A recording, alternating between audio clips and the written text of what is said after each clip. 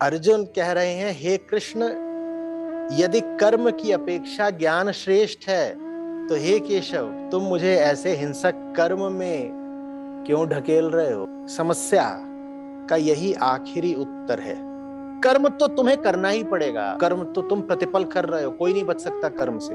बस ये देख लो कि तुम्हारा कर्म आ कहां से रहा है, भीतर के बेहोश अंधेपन से या तुम्हारी निष्कामता से।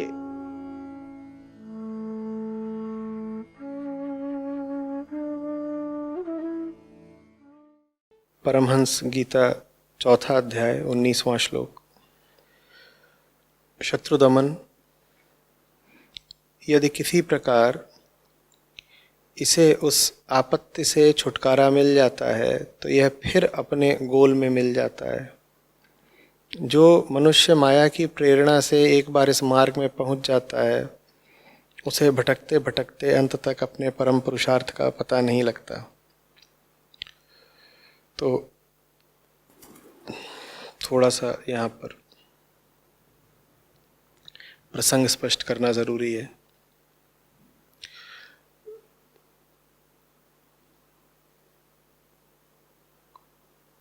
उदाहरण लिया गया है व्यापारियों के एक दल, समूह, गोल का, जो धन कमाने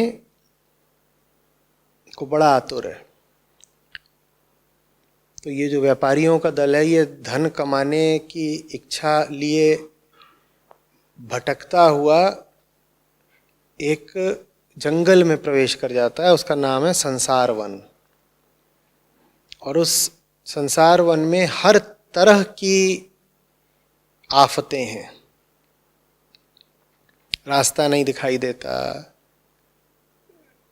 भ्रम होते हैं, तमाम तरह के भय होते हैं, बीमारियां हैं, हिंस्र पशु हैं, मच्छर और अन्य तरीके के कीड़े हैं जो काटते रहते हैं।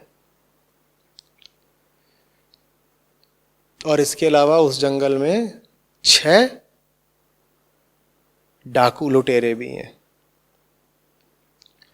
लेकिन ये व्यापारी हैं, ये माया की प्रेरणा से उस जंगल में घुस गए हैं और सोच रहे हैं कि यहाँ कुछ लाभ हो जाएगा। और बीच बीच में वहाँ कुछ उनको चीज़ें मिल भी जाती हैं जिससे उनका मन बहला रहता है। तो बड़े विस्तार से फिर इस अध्याय में उन व्यापारियों की हालत का वर्णन किया गया है कि कैसे वो लुटते रहते हैं, फिर भी भटकते रहते हैं और प्रजनन भी करता रहते हैं, अपनी तादाद भी बढ़ाते रहते हैं, कुछ मरते भी रहते हैं और अंततः भटकते भटकते सब उसी जंगल में मृत्यु को प्राप्त होते रहते हैं। लेकिन अपने पीछे अपनी औलादें छोड़ते रहते हैं जो उसी जंगल में भटकेंगी और भटक भटक मरेंगी। तो ये विवरण दिया गया है। बड़ा रुचिकर, बड़ा रोमांचक विवरण है। इसको पढ़िएगा अगर आपने नहीं पढ़ा है अभी तक।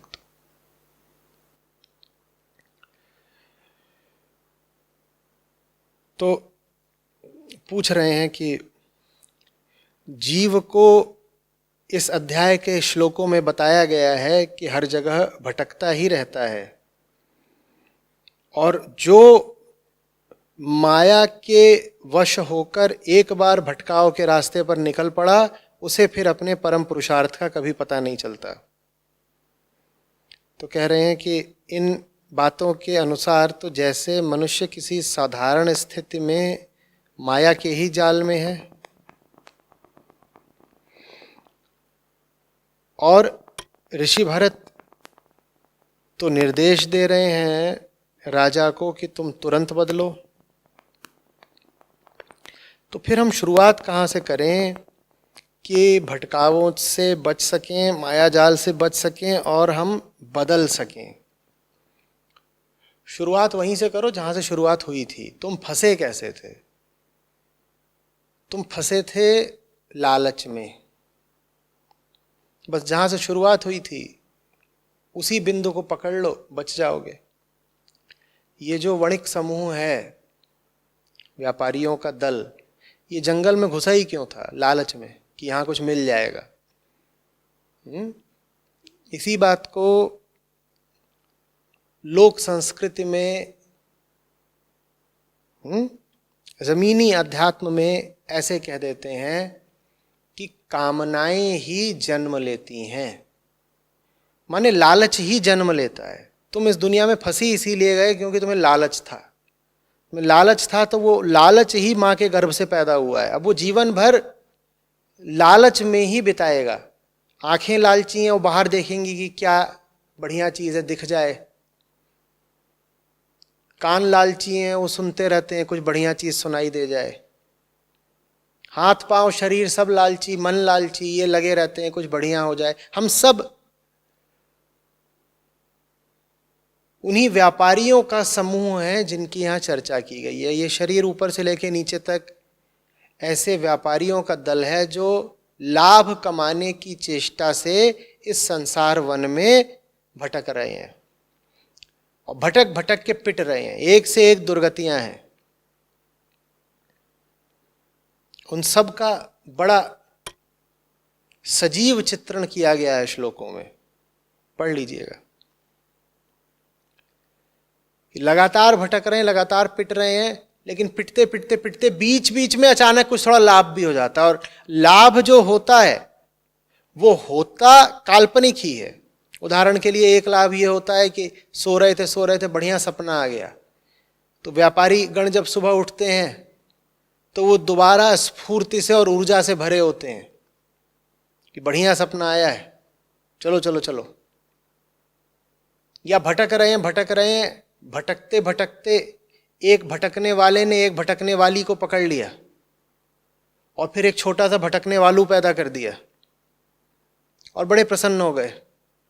तो भटकने के भी अपने मजे हैं।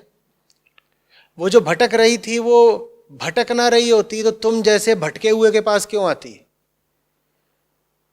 अगर वो भटकी हुई ना होती तो तुम्हारे हाथ कभी लगती ही नहीं। तो देखो भटकने का फायदा मिल गया ना। जो भटक रहा है वही तुम्हारे खेल में फंसेगा।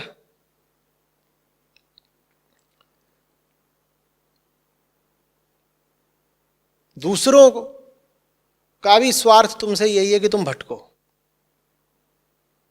भटके पुरुष को कोई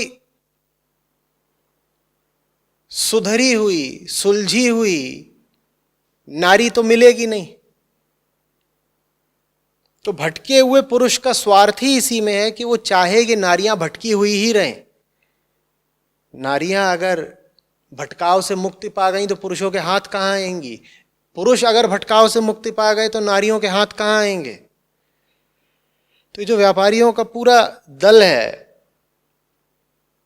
ये कुछ तो इसलिए भटका हुआ है क्योंकि पैदा ही भटका हुआ था, और कुछ इसलिए भटका हुआ है क्योंकि सब व्यापारियों का परस्पर स्वार्थ इसमें है कि दूसरे बाकी लोग सब भटके हुए रहें। एक भटका हुआ आदमी, आपको क्या लगता है वो किसी गुरु की तलाश में रहता है जो उसे भटकाव से मुक्ति दिला दे? नहीं, उसकी पहली कामना ये रहती है कि उसे और भटके हुए लोग मिल जाएं। समझिएगा बात को। भटके हुए आदमी की कामना ये नहीं रहती कि उसे कोई मार्ग दिखाने वाला पथ प्रदर्शक मिल जाए जो रास्ता जानता हो। भटके हुए की पहली इच्छा, पहली प्रवृत्ति ये होती है कि उसे और लोग मिल जाएं उसी के जैसे जो भटके हुए हो, क्योंकि उसका स्वार्थ ही उन्हीं से निकलेगा। ये बड़ी अजीब बात है। यही तो माया है कि जो भटका हुआ है उसे मांगना चाहिए कोई ऐसा जो राह जानता हो, लेकिन जो भटका हुआ है वो सबसे ज्यादा दूरी उसी से बनाता है जो राह जानता है।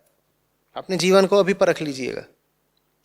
और भटके हुए को सबसे ज्यादा आनंद किसके पास आता है? और भटके हुए लोगों के साथ। उन्हीं के साथ अपना मस्त मगन रहेगा।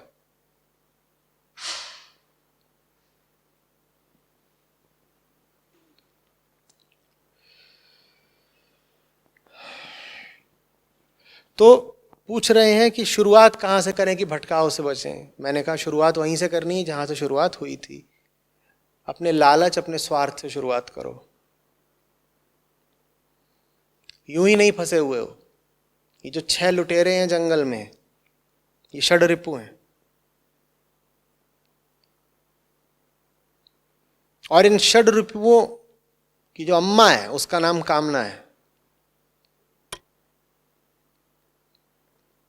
देख लो क्या चाहते हो, किसे चाहते हो। जिसको तुम चाहते हो वही जंगल है तुम्हारा, उसी के कारण जंगल है, तो वही जंगल हुआ ना। यूं ही थोड़े ही फंसे हुए हो। और जंगल अगर बहुत अनाकर्षक लग रहा होता, बड़ा विभत्स लग रहा होता, तो कुछ भी प्रयत्न करके तुम उससे बाहर आ गए होते। जंगल विभत्स अनाकर्षक नहीं लग रहा है। जंगल में कहीं ना कहीं कुछ कशिश है, कुछ खिंचाव है, कुछ आकर्षण है। तो उन्हीं से बचना है जिनके प्रति तुम में आकर्षण है। और दूसरों की बात बाद में, सबसे पहले अपनी बात। सबसे ज्यादा आकर्षण तो हमें अपने आप से है ना। देखते नहीं हो जब कंघा करते हो तो आईने में कैसे अपनी शक्ल देखते हो। चुम्मी दे दिया करो खुद को। सबसे बड़े फैन तो तुम अपने खुद ही हो। सबसे ज्यादा अपने आप से बचो। तुम औरों को भी चाहते हो तो अपनी खातिर चाहते हो ना। तुम्हारे सबसे ज्यादा तुम किसके शुभेच्छु हो? अपने। तुम कहते हो मुझे बहुत खूबसूरत चीज चाहिए, बहुत ऊंची चीज चाहिए। तुम्हें ऊंची से ऊंची चीज किसके लिए चाहिए? अपने लिए। माने तुम ऊंची से ऊंची चीज से भी ऊंचा किसको समझते हो? अपना आकर्षण तुम्हें बहुत ज्यादा है। सबसे पहले स्वयं से थोड़ी अनासक्ति होनी चाहिए। स्वयं के प्रति एक वैराग्य होना चाहिए, जुगुप्सा होनी चाहिए। स्वयं के प्रति घृणा नहीं तो कम से कम वितृष्णा होनी चाहिए। अपने आप को देख के ये ना कहा करो आहा हा क्या बात है, मैं ही तो हूं सरताज सिकंदर। औरों को ना पता हो तुम्हारे कर्मों कांडों का, तुम्हें तो पता है ना। और कोई तुम्हारे बारे में धोखे में रह जाए तो रह जाए, तुम अपने बारे में कैसे धोखे में हो? तुम नहीं जानते अपनी हैसियत, तुम अपनी हरकतें नहीं जानते, तुम अपने विचार नहीं जानते, तुम नहीं जानते तुम कितने पानी में हो। दूसरा कोई तुमसे आकर के कह दे कि तुम बड़े अच्छे आदमी हो, उसको माफ किया जा सकता है। तुम अपने बारे में कैसे कह देते हो कि मैं बड़ा अच्छा, बड़ा ऊंचा आदमी हूं? यहां से शुरुआत करो। तुम्हारा प्राथमिक आकर्षण अपने प्रति है। अपनी नजरों में गिरो। तुम इस लायक नहीं हो कि अपनी नजरों में बहुत ऊंचे बन के घूमो, बड़ा आत्मसम्मान दिखाओ। अपनी नजर में गिरना जरूरी है। जो अपनी नजर में गिर नहीं सकता वो जीवन में उठ नहीं सकता।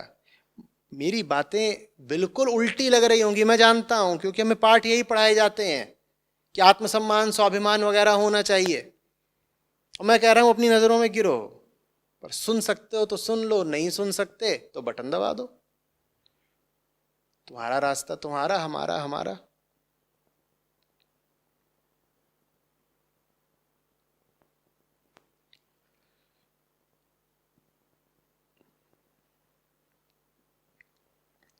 आ रही है कुछ बात समझ में? जंगल में तुम घुसे हो आकर्षण से, जंगल में घुसे हो तुम कामना से प्रेरित होकर, और तुम्हें पहला आकर्षण अपने प्रति है। अपने प्रति आकर्षण छोड़ो। इस लायक नहीं हो। कोई हम में से इस लायक नहीं है। मैं कोई व्यक्तिगत इल्जाम नहीं लगा रहा हूं किसी पर। कोई हम में से इस लायक नहीं है कि अपना बड़ा प्रशंसक रहे।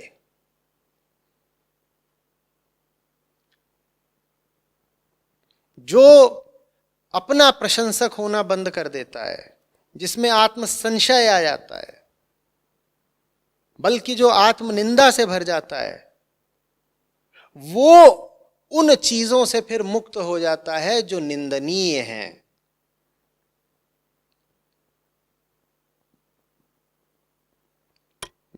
इसीलिए तुम पाते हो कि आध्यात्मिक आदमी में, सच्चे आध्यात्मिक आदमी में एक अनूठी विनम्रता होती है। वो जानता है कि मौसम कौन कुटिल खलकामी,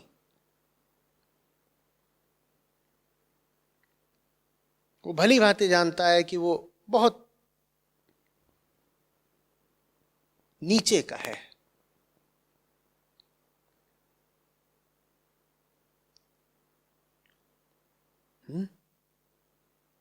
अहम ब्रह्मास्मि मत बोलने लग जाया करो। याद किया करो कबीर कुत्ता राम का, मुतिया मेरा नाम, गले राम की जेवरी, जित खींचे तित जाऊं।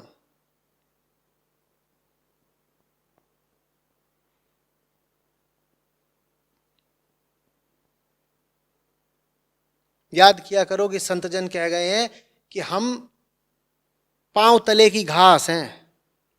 वो नहीं कहते कि हम विशाल वटवृक्ष हैं।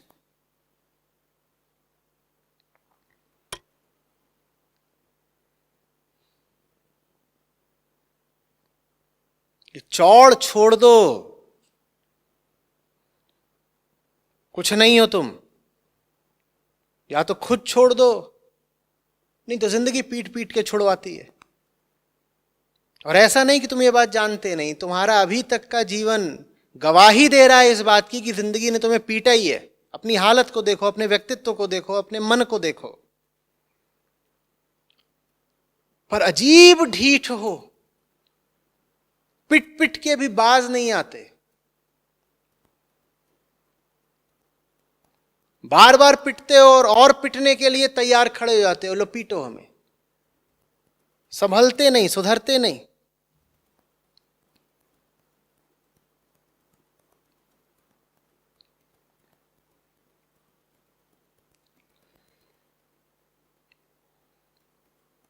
अपने प्रति अनाकर्षण, अपने प्रति अनासक्ति, अपने व्यक्तित्व के प्रति, अपने अस्तित्व के प्रति एक संशय का भाव, प्रयोग और परीक्षण का भाव,